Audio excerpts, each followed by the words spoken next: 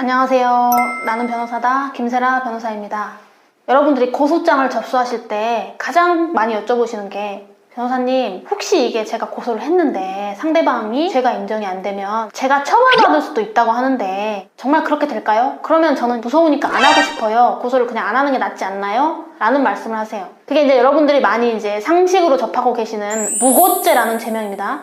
무고죄는 말 그대로 다른 사람을 형사처벌을 받게 할 목적을 가지고 허위의 사실을 공무원 또는 공무소에게 신고할 때 성립하는 범죄예요. 이 무고죄가 성립하면 10년 이하의 징역 또는 1,500만 원 이하의 벌금형에 처해지게 되는데, 이 무고죄는 검사나 판사나 국가기관 자체를 기망하는 것이기 때문에 초범이라고 하더라도 집행유예 이상이 선고되거나 실형이 선고되는 경우가 굉장히 많습니다. 그런데 충분히 의심을 할 수 있고 합리적인 선에서 우리는 수사기관이 아니기 때문에 사실이나 증거에 대한 모든 증거를 파악할 수가 없잖아요. 그래서 그런 게 없는 상태에서 의심할 수 있는 정황을 가지고 의심을 해서 조사를 해봤는데 막상 조사를 해보니까 죄가 되지 않더라, 또 법률적인 판단을 해보니까 죄가 성립하지 않더라 라고 해서 무혐의가 나오는 경우에는 무고죄가 성립할 수가 없어요.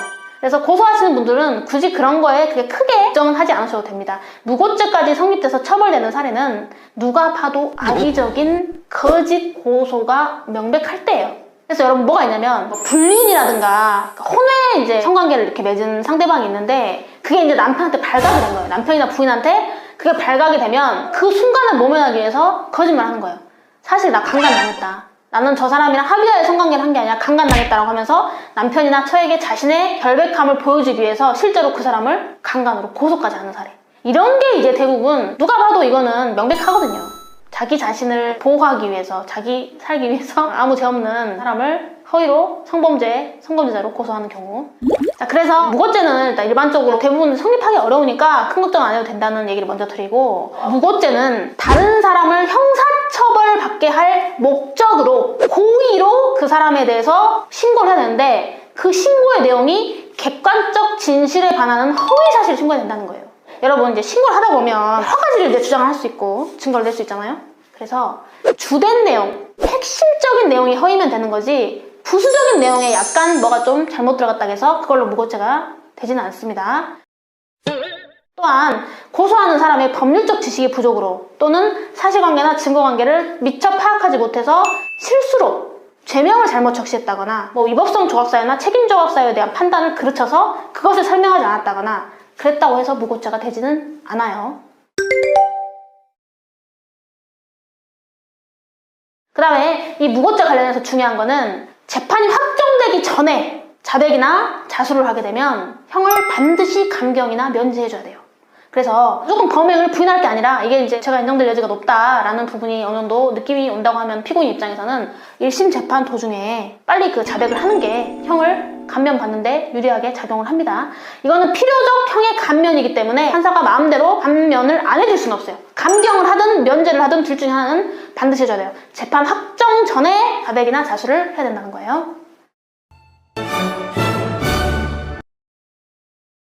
최근에 대법원 판례 중에 뭐가 있냐면 피해자가 대학원생이고 가해자가 이제 교수였어요. 지도교수와 대학원 사이에서 접촉이 있잖아요. 그 과정에서 수년간 수차례에 걸쳐서 강간을 당했다라고 학생이 교수님을 고소를 한 거예요. 근데 조사를 해보니까 수사관들이 보기에, 검사가 보기에는 이게 성폭행이 되려면은 강제적으로 폭행이나 협박을 수상을 해서 반항을 억압한 상태에서 성관계가 이루어졌어야 되는데 그렇게는 보이지 않더라는 거예요. 그래서 무혐의 처분을 해요. 그러니까 이 B 교수님이 빡쳐가지고 A 학생을 무고죄로 고소했어요. 무고죄로 이제 기소가 됩니다. 기소가 돼가지고 1심 재판 및 2심 재판부에서는 무고죄를 유죄로 인정하고 1심은 징역 8월, 2심은 징역 1년의 실형을 선고해서 이 사람을 구속을 시켰어요. 그 주된 이유를 보면 A씨가 이제 B 교수님으로부터 수년간 수십 차례 강간을 당했다고 하는데 그 이후에 이루어진 주변 사람들과의 문자 메시지라든가 교수님과의 문자 메시지라든가 주변 사람들의 증언을 추합해 보면은 동의하에, 묵시적인 승낙하에, 그러니까 강압 없이 이루어진 성관계인 게 명백한데 강간을 했다라고 고소를 한 거니까 다른 사람 형사처벌 받게 할 목적성을 띈 상태에서 허위의 사실을 신고한 거다, 죄가 된다, 이렇게 봤거든요. 근데 대법원에서 무죄 취지로 파기 환송했어요. 그 판결 요지는 성범죄의 경우 피해자가 성범죄를 당한 직후에 보일 수 있는 양태는 그 사람의 성향이나 가해자와의 관계나 구체적인 그 피해 상황, 정황 이런 거에 따라서 얼마든지 다양하게 나타날 수 있는데 성범죄 당한 이후에 주변에 그 사실을 바로 알리지 않았다거나 친구들한테 강제로 당했다는 얘기를 하지 않았다거나 그런 문자 메시지나 주변 사람들의 그런 어떤 증언만으로는 섣불리 그 사람이 허위 사실을 신고한 것이라고 너무 쉽게 단정해서는 안 된다. 객관적 진실에 반하는 허위 사실을 신고했다는 사실에 관해서는 검사가 적극적으로 증명해야 되는 거지 단순히 소극적으로 사실이 아닐 것 같다라는 증명만으로는 허위 사실 신고했다고 볼 수가 없다. 허위 사실을 신고하지 않았으면 무고죄가 성립할 수 없다라고 판시를 했어요.